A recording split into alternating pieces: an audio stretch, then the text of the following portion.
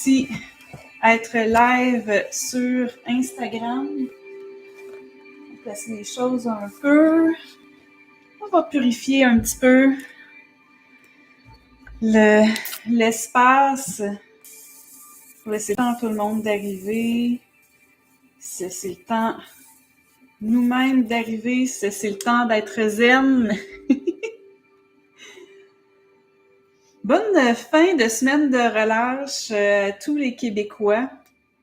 C'était votre semaine de relâche, hein? C'est rendu on est comme sur 3 semaines séparées selon la commission scolaire. Donc, j'espère que vous avez bien profité. Pierre, est-ce que ça y est? Est-ce qu'on est en live sur Instagram?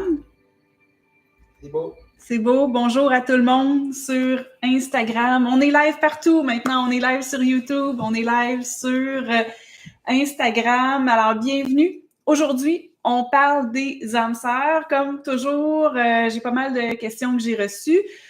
Sur YouTube, vous allez voir, il y a le petit chat à côté. Vous pouvez me laisser vos questions. Instagram aussi. Instagram, pour l'instant, je ne le vois pas, mais j'ai mon mari à la régie, j'ai mon technicien privé qui va passer de temps en temps pour regarder si vous avez laissé des questions aussi sur le chat Instagram. Mais j'ai déjà reçu des questions en amont. Si vous demandez comment est-ce que ça fonctionne, les questions, parce que j'ai eu des questions, c'est vraiment premier arrivé, premier servi. Donc, si vous êtes la première personne à avoir posé une question, c'est la première question qui va être répondue selon le thème. Donc, aujourd'hui, le thème, c'est les âmes sœurs. J'avais aussi pensé parler des rêves et du karma, comme vous avez peut-être vu, mais tout le monde pose des questions sur les âmes sœurs. Donc, on se concentre là-dessus. Et bien sûr, si au live du mois dernier, j'avais pas répondu à votre question. Votre question, elle est la première. Donc, c'est le cas aujourd'hui. Donc, on va commencer avec une question sur la canalisation qui nous avait été posée au mois de février. Après ça, on rentre vraiment dans tout ce qui est âme sœur. Avant de commencer, je veux vous dire mon deuxième livre sur les pouvoirs de la Terre, il est en ce moment en pré-vente, donc partout. Si vous allez voir sur Fnac, Renaud-Bré, les libraires, il est en pré-vente partout. En Europe, il va arriver le 20 mars. C'est vraiment bientôt, c'est dans 2 semaines. Donc, en Europe, il va arriver bientôt. Au Québec, c'est au mois de mai. Vous pouvez le précommander, puis vous allez le recevoir tout de suite au mois de mai. Sinon, entre-temps, c'est sûr qu'il y a mon livre qui est ici, mon premier livre sur les annales akashiques là, qui est disponible partout dans la francophonie. Autre chose qui s'en vient bientôt en avril, c'est mon cours avancé sur les archives akashiques, cours de niveau 2. Mon premier cours qui est disponible en ce moment, c'est pour apprendre à lire vos propres archives akashiques. Mon deuxième cours, c'est pour apprendre à lire les archives akashiques des autres personnes. Donc, si vous voulez devenir lecteur, lectrice akashique comme moi, je vais former les gens là-dessus. Ou si ça vous tente seulement d'approfondir vos connaissances sur les archives akashiques et peut-être que ça vous tente de le faire juste pour des proches, pour des amis, de savoir comment ça fonctionne pour canaliser pour les autres. On passe 35 jours ensemble. Il y a un cours par jour, puis on voit tout comment ça fonctionne quand on canalise pour les autres, comment on perçoit les archives akashiques des autres, puis après ça, on s'en va en profondeur sur comment est-ce qu'on reconnaît les maîtres ascensionnés, les archanges. On passe 10 jours maîtres ascensionnés, 10 jours les archanges. C'est quoi tous les symboles qu'on voit? Il y a une méditation pour se reconnecter à ses vies antérieures. En tout cas, je vais arrêter de vous en parler. Je suis super excitée. Je suis en train d'enregistrer tout ça. Là.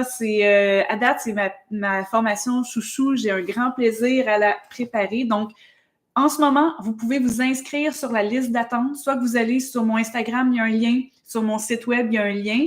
Et pour profiter du prix de prévente, il faut être inscrite à mon infolettre. Donc, voilà. On va y aller tout de suite. Vous me connaissez. Avant de commencer, toujours une gorgée de tisane pour moi. Et vous pouvez me laisser des commentaires dans le chat. Vous pouvez me dire de quel pays vous venez et tout. Ce serait intéressant. Puis je continue de regarder les questions qui arrivent en live, bien sûr. Mais je vais commencer avec la question de Véronique. Question que j'ai pas eu le temps de répondre au mois de février. Véronique veut savoir, c'est plus par rapport à la canalisation, c'est quoi les ressentis à travers le corps lorsque l'on commence à connecter avec ses guides, comment est-ce que l'on sait que ce sont bel et bien nos guides avec lesquels on connecte et comment est-ce qu'on fait la différence. Donc, premièrement, Véronique veut savoir c'est quoi les ressentis que l'on a quand on commence à connecter avec ses guides. Alors là, ici, il faut que je dise que il y a 4 clairs, il y a 4 extrasens et les ressentis, c'est dans la claire sentience. Mais c'est pas tout le monde qui a une claire sentience très, très, très développée. Donc, il y a des gens, ça va être plus la clairvoyance, la clairaudience, la claire-connaissance. Et pour plusieurs d'entre nous, on a comme un mix de ces clairs-là. Il y en a un qui est plus dominant, il y en a peut-être 2 au début quand on commence à canaliser qui sont là, puis à force de canaliser, on les développe. D'ailleurs, j'ai un module juste là-dessus, sur les 4 clairs dans mon cours de canalisation. Donc là, Véronique, elle veut savoir, c'est au niveau de la clairsentience, c'est quoi les ressentis que l'on a quand on commence à connecter. Ça dépend des personnes. Il y a beaucoup de personnes qui vont ressentir une chaleur. Donc, elles méditent, là, elles se mettent à appeler les guides, elles connectent, puis oups, il y a une chaleur qui est là, ça peut être un signe. Il y a des personnes qui vont ressentir des frissons. Il y en a beaucoup qui vont sentir en arrière, dans le cou, ou plutôt dans le dos, elles vont sentir des frissons. C'est comme un petit signe des guides, c'est comme « OK, coucou, on est là ». Certaines personnes ressentent du froid, mais à date, j'ai trouvé que c'était moins commun qu'on me dise le froid dans les ressentis. Donc, c'est des signes, vraiment des ressentis physiques que l'on peut avoir. Ça peut être aussi soudainement un sentiment de paix. Hein, les guides sont à des vibrations très, très, très élevées, donc ils peuvent amener cet aspect-là comme de paix, quasi de neutralité. On se sent plus trop dans notre ego, c'est comme on vient se déposer, on a comme moins de pensées. Il y en a avec ce sentiment de paix-là qui vont sentir comme un silence, même dans la pièce, comme si tout d'un coup tout est au neutre, on n'entend plus rien. Il y a d'autres personnes qui vont sentir comme une insistance. Moi, j'ai ça aussi, une espèce d'insistance qui n'est pas du tout négative, mais comme on dirait comme il y a une présence qui est arrivée autour de nous pour dire comme oui, on est vraiment là. Plusieurs personnes vont avoir aussi le sentiment qu'il y a comme une présence ou quelqu'un qui arrive de leur côté droit. Parce que le côté droit, c'est plus le côté de l'intuition. En canalisation, on va souvent voir les guides arriver vers la droite, tandis que le côté gauche, c'est le côté un peu plus logique. Ça ne veut pas dire que vous ne pouvez pas voir des guides arriver sur le côté gauche, surtout que des fois, on a des groupes de guides, c'est comme un groupe qui arrive, puis ça prend comme toute la place dans notre écran mental, ou l'écran noir, des fois, comme je l'appelle, là, c'est un des exercices dans le cours. Donc, ça peut être ça aussi, une insistance, on les voit arriver là, à un endroit plus précis. Là, quand on peut les ressentir arriver et ou les voir arriver. Donc, ça dépend. On peut avoir les deux. C'est un mix de clairvoyance, de clairsentience. On peut avoir les deux. Puis c'est un signe que les guides sont là, tout de suite après les avoir appelés, tout ça. Et ensuite de ça, Véronique veut savoir comment est-ce que l'on sait quand on est réellement connecté à ses guides? Bien, ça, c'est avec la pratique qu'on a comme l'assurance qu'ils sont vraiment là, que c'est vraiment avec eux qu'on est connecté. Nos guides à nous, ils ont un style de communication. Et à force de communiquer avec eux, on va reconnaître le style de communication. Il y a des gens qui ont des guides très, très actifs et d'autres qui ont des guides très, très passifs. Dans les premières années, je pense la première année de mes guidances, j'avais fait une vidéo YouTube là-dessus que vous pouvez trouver encore si vous faites une recherche sur ma chaîne. Mais en résumé, les guides qui sont actifs, quand vous les appelez, quand vous demandez de l'aide, quand vous posez des questions, ils vont avoir de la jasette, comme on dit, ou ça va être des petites pipelettes, si je veux y aller avec une expression du Québec puis une expression de la France. Ils ont de la jasette puis c'est des pipelettes. Donc, les réponses aux questions, elles vont être étoffées. Il peut même y avoir plusieurs guides. Vous sentez vraiment qu'ils sont là avec vous pas à pas. Et il y a des guides qui sont un peu plus passifs, ou il y en a qui sont un peu plus dans la méthode socratique. Ils vont répondre juste par un mot, ils vont répondre par une question. Et souvent, c'est notre âme qui a décidé ça avant de s'incarner. Est-ce qu'on veut une relation plus active ou passive avec ses guides? Ce qui se passe, c'est que quand on est une vieille âme, puis si vous êtes intéressé à la réincarnation et tout, bon ben, vous êtes une vieille âme, souvent, on va décider d'avoir des guides passifs parce qu'on est habitué de se réincarner et on veut un peu plus avoir d'espace pour naviguer nos choix. On a toujours notre libre arbitre, mais on veut un peu plus. C'est comme se donner un défi de plus, d'être capable de relever tout ce que la vie nous apporte, puis d'apprendre les leçons un petit peu plus par nous-mêmes. Mais c'est pas le cas de tout le monde. Moi, je suis une vieille âme, mais j'ai aussi décidé de travailler comme médium, de travailler un peu plus en étroite collaboration avec mes guides dans cette incarnation-ci. Donc, j'ai décidé à avoir des guides un petit peu plus actifs pour m'aider là, avec cette connexion-là.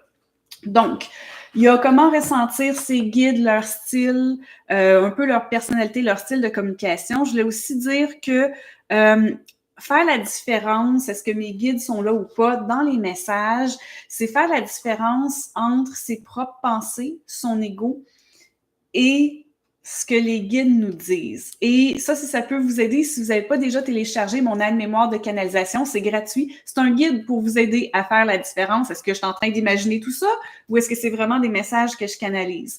Ce qui est super important de savoir, c'est que votre ego va essayer de vous amener dans une spirale de négativité, de victimisation, ça se peut pas. Votre ego va vous dire des messages qui sont pas nécessairement dans votre plus grand intérêt, dans le plus grand intérêt de tout le monde, tandis que les guides, c'est toujours de l'amour, de la sagesse. Des fois, ça peut être du tough love, comme on dit, qu'on a besoin d'être brassé un peu plus, mais il n'y a jamais rien qu'on sent de négatif, de sombre, de pernicieux. Donc, sans aller dans tous les détails, vous pourrez aller voir mon guide, mon aide-mémoire de canalisation. C'est gratuit. Vous pouvez aller dans la section gratuité de mon site web ou sur Instagram aussi, vous allez le trouver dans les liens. Je le mettrai aussi dans la description du live YouTube. Ça va vous aider vraiment. C'est vraiment c'est un premier pas. C'est pour ça que je l'ai mis dans les freebies. Là, c'est un premier pas pour aller démêler tout ça puis pas être toujours dans le doute. Donc, ce que je voulais aussi dire à Véronique, c'est que mon conseil, je ne sais pas à quel point tu es rendu dans ton parcours de canalisation, de connexion avec les guides, mais tu peux essayer de canaliser de différentes façons, tu peux essayer différents clairs pour voir qu'est-ce qui colle le plus avec toi.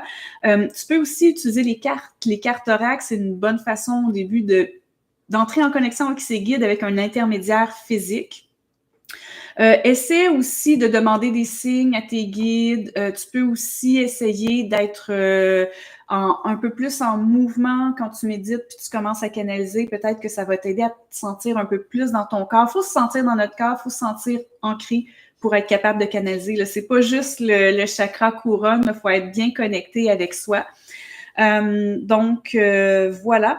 Aussi, la différence pour nos guides, je voulais apporter la nuance que nos guides du quotidien, on a des guides d'âme qui sont vraiment avec nous au quotidien. Souvent, c'est des membres de notre famille d'âme. J'en avais parlé au live précédent, le live de février. Les membres de notre famille d'âme qui sont entre deux vies au plan astral, qui nous aident, eux, ils nous connaissent beaucoup, ils vont nous aider au quotidien avec un peu comme des petits problèmes ou des petites demandes. Donc, on va beaucoup les sentir au quotidien. On peut les sentir comme on est en train de prendre notre douche, puis on a une réponse, tout ça. C'est un petit peu plus les guides du quotidien. Et sinon, les guides avancés vont beaucoup communiquer avec nous pendant les rêves, quand on va dans nos archives akashiques, quand on fait des séances de canalisation plus officielles. Donc, c'est la différence un peu avec les guides du quotidien, puis les guides plus avancés. Là, guides avancés, je parle ici de maîtres ascensionnés, d'archanges et de nos guides professeurs. Donc, c'est ce qui répond à la question de Véronique. Question un peu plus sur la canalisation que j'avais pas eu le temps de répondre en février. Maintenant, on va plonger dans les âmes sœurs. OK. Première question que j'ai eue sur les âmes sœurs, elle nous vient de Jennifer. Jennifer veut savoir, j'aimerais comprendre la notion d'âme sœur. Est-ce que c'est la version que l'on se fait ici sur Terre?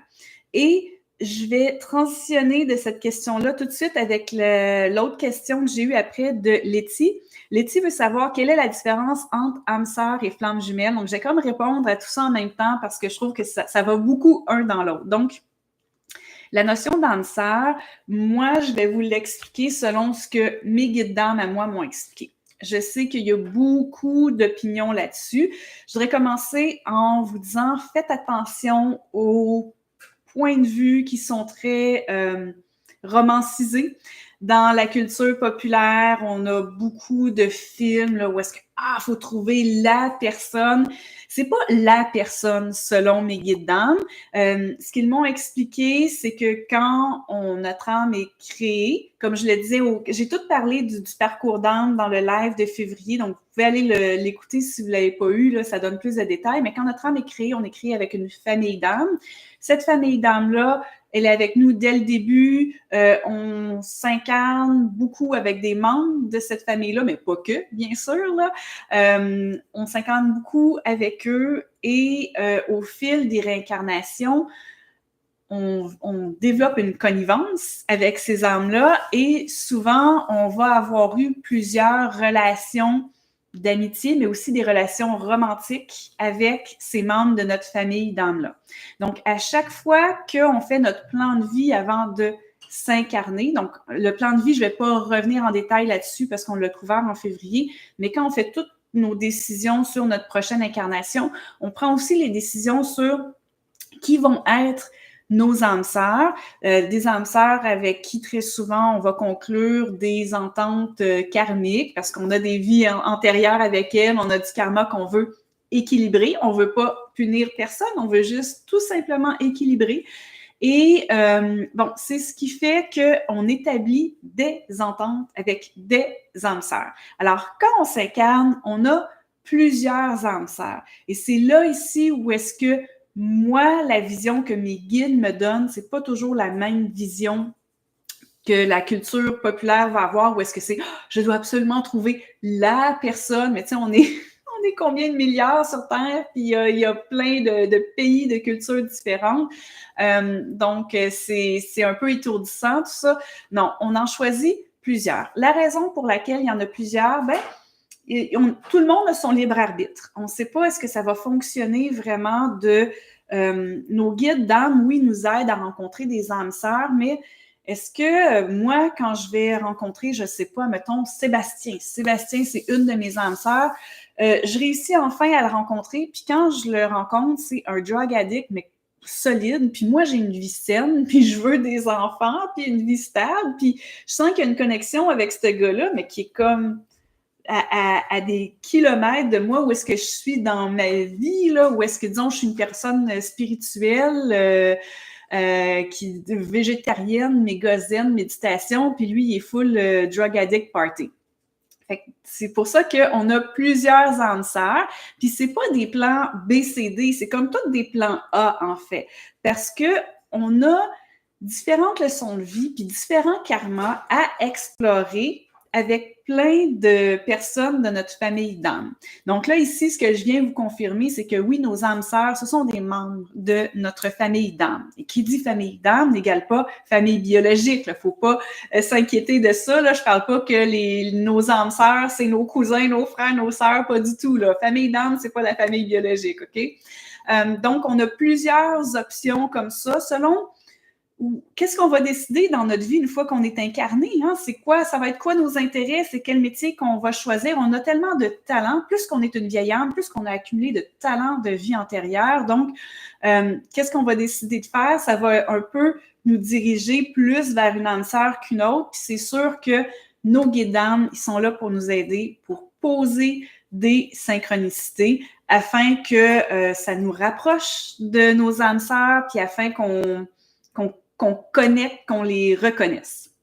Ça, je vais en parler un petit peu plus loin avec une autre question, mais je veux aborder le sujet des flammes jumelles parce que Letty demande, bon, c'est quoi la différence âme sœur, flamme jumelle?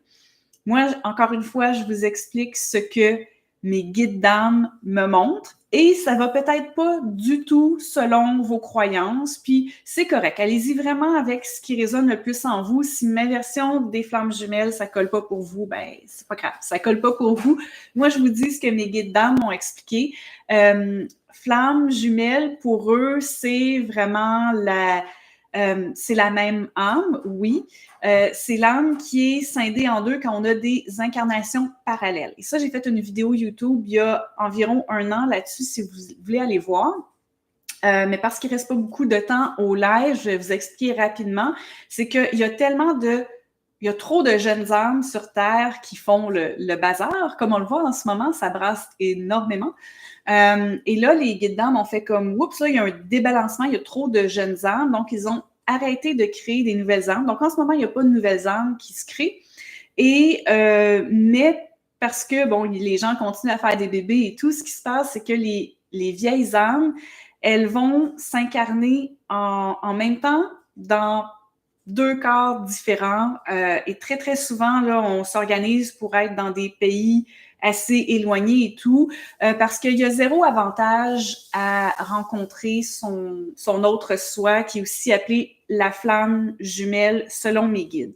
Et selon mes guides, il n'y a pas vraiment d'avantage à avoir une relation de proximité, une relation romantique avec sa flamme jumelle, parce qu'on est comme la même âme, c'est ça, c'est la même âme. C'est pas une âme qui est diminuée quand elle est séparée en deux, de la manière qu'il me le montre. C'est comme on reste entier, mais on a des plans de vie différents, avec des contrats différents, des personnes différentes, tout ça. Et quand on se rencontre, ça fait un peu... On se reconnaît, mais ça fait un peu bizarre. Le but, c'est pas d'être ensemble. Le but, c'est vraiment de rencontrer une âme sœur avec qui on a fait une entente karmique, tout ça, avec qui on doit évoluer. Donc, voilà là-dessus. Est-ce que j'ai répondu à... Alors, je vais y aller avec la question d'Angélique maintenant. Angélique veut savoir, est-il possible de reconnaître une âme avec laquelle on a déjà vécu dans des vies antérieures? Alors, oui, bien sûr, c'est possible. Puis, je trouve que je l'ai mis avec âme sœur parce que ça cadre tout à fait.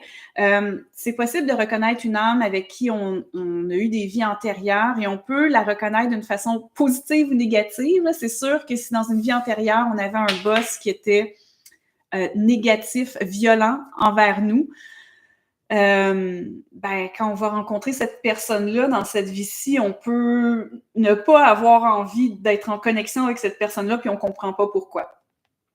Si on a eu vraiment, on a été marié à une personne, puis on a eu une belle vie avec cette personne-là, puis on la rencontre encore, là, il va y avoir une connexion forte, on ne sait pas pourquoi, puis on sent que tout est tellement positif, parce qu'on a eu une vie antérieure positive avec la personne, donc à quelque part, il y a quelque chose qui s'allume à l'intérieur de nous.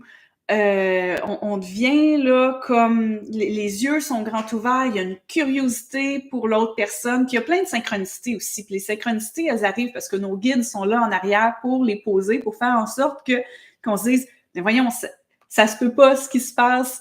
Tu sais, souvent, on trouve ça rigolo, toutes les synchronicités qui se passent. Donc, oui, on peut reconnaître une personne que l'on a connue dans une vie antérieure. Si c'est une personne avec qui on a une entente karmique, ben là, les guides vont vraiment mettre beaucoup de synchronicité, puis comme une insistance. Moi, c'est vraiment comme ça que je le sens, d'être avec l'autre personne, de ne pas manquer le bateau parce qu'on a quelque chose à vivre avec cette personne-là. Puis, j'en ai sûrement déjà parlé, mais avec mon mari, ça va faire bientôt 18 ans qu'on est ensemble, juste en arrière. Il y a définitivement eu de ces signes-là, mais honnêtement, je les ai pas tous compris tout de suite comme étant des synchronicités parce que je rencontrais mon âme sœur, parce que au début, je l'ai pas vraiment senti comme ça. Donc, des fois, on a le sentiment d'avoir une connexion forte avec quelqu'un, mais on va pas nécessairement reconnaître que c'est une relation d'âme sœur. C'est pas toujours comme dans les films. Ça peut être comme dans les films des fois, mais pas tout le temps. Des fois, ça peut être très simple, ça peut être très subtil, mais je me rappelle une fois, mon mari, il m'a dit, on sortait pas du tout ensemble, mais il m'hébergeait chez lui, il habitait à Paris à l'époque, il m'héberge, puis il me dit, je dois aller chez mes parents, je dois aller m'occuper de mon chat qui est mourant. À l'intérieur de moi, c'était tellement spécial, ça fait comme, c'est pas possible. C'est pas possible, je ne peux pas être séparée de lui. Et là, je lui ai demandé, il paraît que j'avais un air vraiment piteux, est-ce que tu peux m'amener avec toi? Est-ce que je peux aller passer le week-end chez tes parents? J'avais jamais été là, je connaissais pas ses parents. En plus, j'étais un type un petit peu gêné et tout. Et j'ai vraiment senti là, une grande poussée.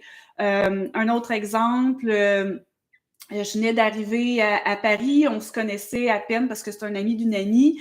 Mon ami ne pouvait pas m'héberger, donc c'est pour ça que j'étais chez lui. Puis il m'amenait à Londres le lendemain. On se connaissait à peine et pendant tout le voyage à Londres, je lui donnais la main.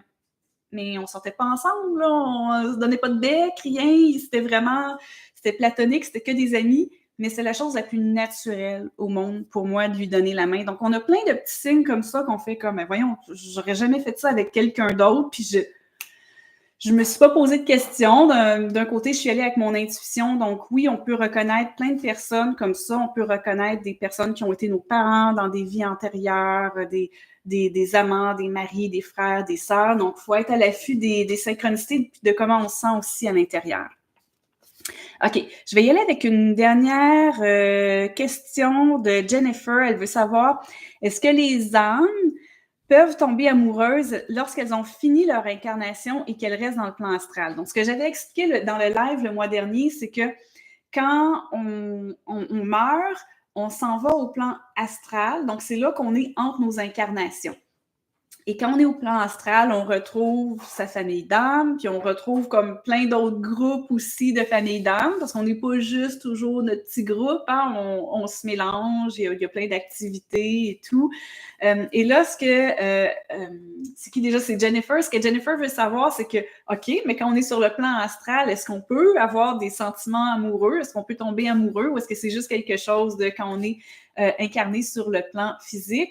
Et je ne savais pas, en fait, et j'ai demandé à mes guides, et puis ils m'ont comme dit oui et non. En fait, il y a certaines âmes de notre famille d'âmes avec qui on a une connexion beaucoup plus profonde parce qu'on a plus eu de relations romantiques. Donc, c'est plus fort quand on les rencontre. Et il y a quelque chose qui ressemble un peu à cet amour un peu plus romantique sur le plan astral, mais il y a un côté on est beaucoup plus posé. On n'est pas dans l'émotion quand on est sur le plan astral. Donc, c'est plus, ils m'ont dit, c'est honorer cette connexion très, très forte qu'on a avec l'autre. Et ça se passe quand on est dans notre cycle de réincarnation. Quand on a fini tout ça et qu'on arrête de se réincarner sur Terre et qu'on devient des guides d'âme à temps plein au plan causal, on a beaucoup de détachement. C'est plus vraiment quelque chose que l'on cherche à expérimenter. On a beaucoup d'amour pour plein d'autres âmes, mais c'est pas tout à fait la même chose. Donc, ils disent oui à un certain degré, si vous voulez appeler ça tomber amoureux sur le plan astral. Il y a plus une reconnaissance d'un amour profond. Mais oui, il y a ça qui est là en quelque sorte. Donc, voilà tout le monde pour ce live sur les âmes sœurs. J'espère que ça vous a plu. Si ça l'a généré des nouvelles questions dans votre esprit, que vous regardez ça en replay, envoyez-moi vos questions. Je vais voir si je peux y répondre au prochain live. Le prochain live n'aura pas